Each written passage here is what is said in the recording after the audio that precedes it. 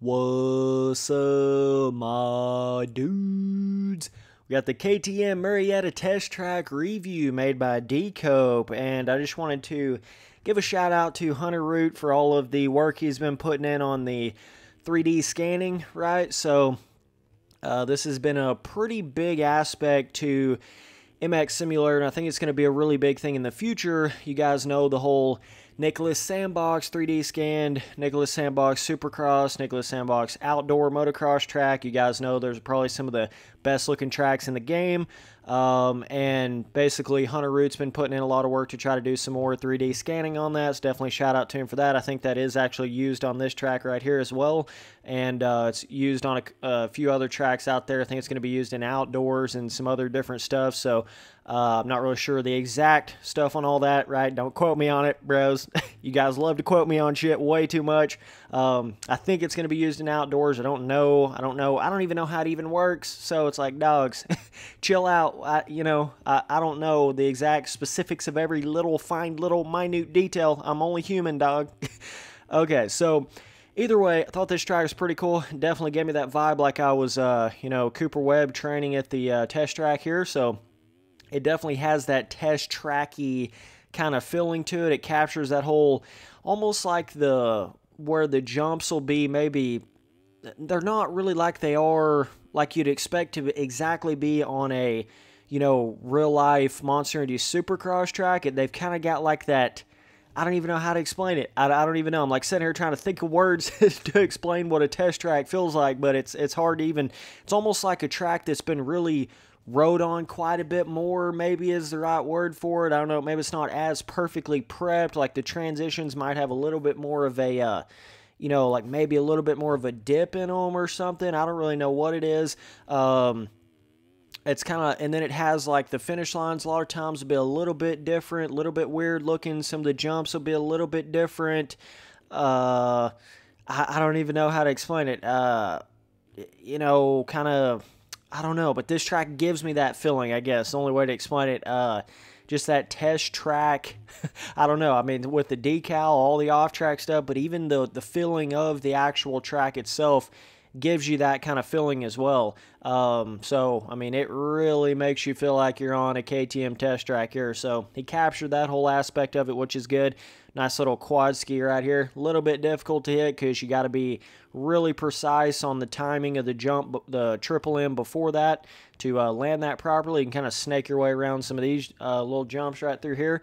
But like this finish line right here, that is textbook test track looking finish line, right? You'd never see a finish line that really looks like this on an actual Monster Energy Supercross track. And just like the cones and the bowl corners, the way you put all that together, it just looks like, somebody that went out there and kind of made trying to be kind of like a Monster Energy Supercross track, but it's not exactly like it, kind of thing. The jumps feel a little bit on the, a little bit more steep, bigger side, but I think it feels pretty good on this track. The scaling's pretty good overall. Nice triple right here. You're going to have to be on the gas, dude. You're going to have to be on the gas probably like 25% more than what you actually would think it would be on that jump. So just warning some of you guys on that one. You're going to come up a little short, Kevin Hart, on that if you, hit it like you think you should hit it. You got to be a little more on the gas. His Dragon's back right here can be a little bit tricky. Got to be careful. A couple of these jumps on this track are going to be a little bit tricky like that because it just kind of has that, got to be real precise with certain landings and stopping quick and turning quick and jumping and doing all that. I think the right line through there is cutting that corner really, really sharp right before the finish line, like not actually going all the way around the outside of the berm there. So nice triple here. Then you're really having to be precise with your throttle or you'll over jump into that jump and pop off, or I don't know, it's kind of weird how some of the rhythms you got to be really, really precise with the throttle, even though they're not like crazy quad 75, 89, 69,000 jump rhythms, you know what I mean? It's very, very standard rhythms to a certain extent, but it's like just the height and the amount of transition you have to land in and all that, and how much momentum you have to keep to like quad out of certain jumps and stuff. You got to be really, really precise, or you'll just pop off the bike like that on every single jump. So it definitely takes a little bit of a layer of you know, you're going to have to be on the gas or off the gas. You can't really be like in between. You got to be you got to be on the gas to even triple out of that right there. And then to triple this without wrecking yourself, it is definitely a little bit tricky, but I hit a pretty cool line right here. Check this out. You got to bounce off of that, right? Quad. Dude, check this out. Quad and then quad into the corner. That's got to be the hot line right there, which it's super hard to hit consistently off of that first, like doing that kind of wheel tap off that first double and then doing kind of like a wheel tap triple type jump. That is very, very difficult to do that right there. So did I miss this quad? Yeah, it came up a little short. See, like if you just barely come up, and it's not that it's like you're not on the gas hard enough. It's like the jumps have such a, like you'll jump down in the landing and then it's like such a peak up to the quad face that a lot of times you smack on that and lose all the momentum to actually carry through the quad. You know what I'm saying? So a lot of times, not that you're not on the gas hard enough. It's just simply, it's like all like a momentum game and a jump velocity, swing, momentum type. I don't even know how to explain it. Some of you guys that really ride Supercross in this game will know what I'm talking about, but it's not always just like, oh, hey, you're not on the gas hard enough, because you know, you get to a point where you can be on the gas wide ass open everywhere, and that's not the only skill to it. You know, it's got a whole skill of like certain jumps you want to hit really hard and kind of override and smack into the face to carry the momentum, and some jumps you can't do that or it'll kill your momentum. So there's all different levels and layers and skills to Supercross that's a lot deeper than just how hard you're on the gas. You know what I'm saying, dog? Like, it definitely is that way at times. And so, but in this track, requires you to know those kind of things on some of these sections to really be able to hit them properly. But overall, man, decent little SX track right here for sure. Let me get this back on the 213. We'll get it in some third-person action. I'm going to try to shorten up some of these track reviews and just some of my videos in general. I think some of them just get a little bit too long. And this is something people have been saying about my videos for a long time, and it's not like all of them are I'm going to try to shorten up all of them or anything like that, but just in general, I'm going to try to, you know, cut off the fat on some of these videos a little bit, you know what I'm saying?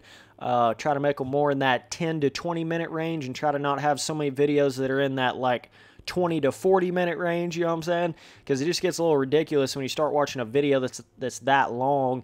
There's a lot of little things I can improve on with my YouTube videos, and really going to start trying to push on that, and I'm still grinding every day on it, man. Getting back into the real life riding. I apologize for not being able to do quite as much actual riding footage in that Back to the Track 2 video. That was just kind of that was just the introduction to me getting back into riding, man. We're gonna have a lot more content on that, a lot more helmet cam, a lot more real riding, whip practice in real life, jump practice, getting back into racing in real life. I'm about to go all the way back in real life, so especially with this track getting the way it is, and that, you know, that's one reason why I couldn't do very much footage on it, was because they were literally working on half of the track while I was there, and then the other half of the track had mud holes before the jump faces, so I'd have been just rolling jump faces, so all I could really do was hit a couple of the corners, and I just still wanted to get some kind of footage on it. But just letting you guys know, there is going to be a lot more real-life riding footage coming really soon. Like I said, it just takes a little bit of time. I don't want to go out there and wreck my shit and break my wrist and then not be able to make any real-life riding videos this year. You know what I mean? It's such a motocross, one of those things that can reach up and bite you so damn quick that you have to be almost like vigilantly going slower, like coherently, like knowing that, hey, I can go a lot faster than I'm going right now, but I'm going to force myself to go slower whenever I'm first getting back into it, so that I don't have one of those stupid weird wrecks. Because I've had that happen before where, you know, I don't ride for like a year, and then I try to come back and start riding, and then I'm like trying to ride at the skill level that I was at, and you just can't do that like on the first day or even the first 5 or 6 days of riding. You know, it just takes you got to be slow and steady with that. Because all it takes is one little wreck and you're done skied. Like, that's all it takes on motocross. You know, it's pretty dangerous in that sense. One little mistake. It's not like basketball where if you airball the ball, who gives a hell? Like, if you make a little mistake like that on motocross, you're going to wreck hard and it's probably going to hurt, you know. And then all it takes is breaking one little bone, then you're out. So really trying to not let something like that happen. I'm trying to get my where that arm pump's kind of going away, getting back into riding enough to where, and the only thing you can do to get rid of arm pump is ride more. You can't really train for that. So I'm trying to like ride myself back into shape here, and once I get it back where my shape, I feel like I can be loose on the bike and get my body position where I want to, and I don't just have to sit down like an old man on the bike all the time to try not to have arm pump. Once I can get to where I'm really like in control of the bike and my arms can handle it and do all that, that's when you're really going to start seeing me get on the gas again. And I haven't really been able to do that yet. But I'm not letting that discourage me. You know what I'm saying? I'm like, okay, we're good. We're good. No big rush. No big deal. Just take your time with it, buddy. As long as you're not wrecking, you're doing good. You know what I'm saying? And then you just work that speed up. And then once you get to that certain point, it's just like you start going faster and it's just natural, you know? That's how it's supposed to be. You never want to force yourself to go faster than you're supposed to be going, or force yourself to go as fast as you used to be 2 years ago, but now you're rusty and now you're trying to force yourself and it, you know, and then you're like out of control and then you're about wrecking in every corner and every jump. You don't want to do that, man. You want to take your time. So that's what I'm doing in real life. So I apologize for the not having just a ton of riding footage in that first one. Like I said, it's just going to be a slow and steady race.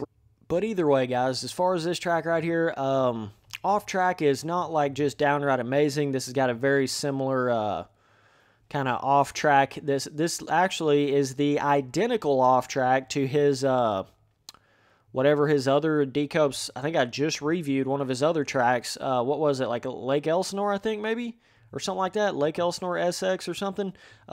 Had the exact same off track as this, so that's little bizarre there, but other than this little whatever the hell this is, I don't even know what this is. What is this? We got a damn like what is that a jump? I don't know what that is. That's got to be a jump, right? Yeah, that's like almost like a damn like half pipe jump or something going on over here. I guess you're supposed to land like right in here or something. I don't know. But either way, now that I think about it, it does kind of have that similar jump transition vibe to that Lake Elsinore, little bit bigger jump vibe feeling to it, you know what I mean? Not a whole lot of room for error on this puppy. Like if you come up short on the triple, you're going to pop off. If you come up short on the quads, you're going to pop off. And in a lot of occasions, if you just come up short on one of these smaller rhythm section triples, you're going to pop off. You know, they have just enough of a peak to them where it's like it just gets right into that realm of the MX Simulator pop-off mechanic. But I really like how this whole corner sweeps around. You can rail up the inside of this and still hit the finish line and do awesome like turn up whips and scrubs and stuff over this. So that can be a lot of fun. Not a whole lot of like super different lines you can hit, because it's like it's big enough to where you're lucky just to be hitting the standard triple or whatever it is, you know, so you're not going to be hitting like a quad 5 or something out of this. You can, like I said, go through and hit a little bit of a quad through here, but I don't even really know if that's faster than the triple and then like going on and off the tables, because you're obviously in the air time for a lot longer, so I don't even know if that's actually faster. The whoops are fairly decent sized, because it seems like you come around this corner and it's like that small whoop and then it goes straight to the big whoops right away, so you don't have a lot of time to like balance yourself out. You got to be pretty balanced right off the bat, but once you get on top of them, you can gas it pretty hard. It's not like that hard, but they're steep quick, you know what I'm saying? Quick out of the corner, so you got to be on it for sure. But either way, man, I'm going to give this puppy like a, I don't know. I'm sure it's probably pretty similar to the real life track. I mean, I would just assume that. I don't know if I've ever actually seen, I think I've probably seen some footage of this before in real life, but just can't really remember exactly like what it looked like and stuff like that. Let's see. So I'm just going to give it probably like a, I don't know, maybe like 7 overall. I don't know. I guess, I don't know. Somewhere like 7 or an 8, you know what I'm saying? Somewhere around there. 7.5, 6.9. No, it's definitely like a 7 or an 8, something like that.